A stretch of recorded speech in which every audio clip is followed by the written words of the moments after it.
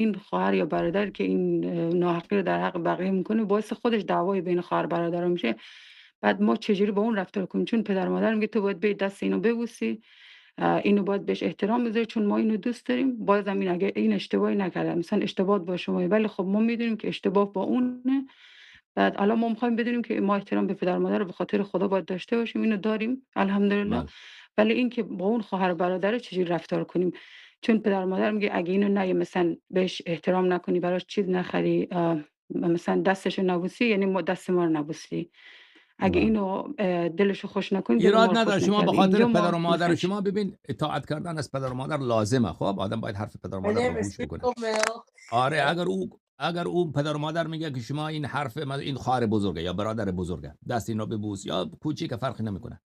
با اون نیکی بکن، احسان بکن. شما به خاطر توان، به خاطر اینکه دل پدر و مادر رو بیاری، با اون نیکی بکن، احسان بکن، گرچه اون پدر و خواهر، مثلا خواهر یا برادر به نظر شما کارهای بدی کرده، شما اون حرف پدر رو گوش بکن، انجام بده. ان این ثوابش از خدا بگیر روز جزا. خب در دنیا هم ثوابش رو میبینی، در آخرت هم ثوابش رو میبینی ان اون تشکر کسی استاد. اون کسی که دنیا و جان آخرت در سلام دست علیکم. اوست، او پادشاه حال، او میبینه حال شما رو میبینه و او دوست دارد، طاعت را دوست دارد. او میبینه که چقدر برای شما سخته. یک کسی به شما بدی کرده و حالا شما به خاطر رضای پدر و مادر باید به او خوبی کنی، برای او رو مهمانی بدی، برایش یک چیزی بخری، دستشو ببوسی.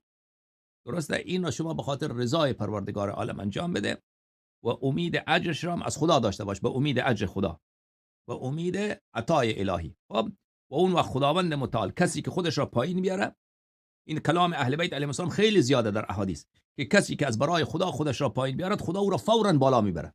خدا فوراً عزت و آبروی را نزد مردم، در نزد خانواده فوراً چندین برابر بیشتر میکنه.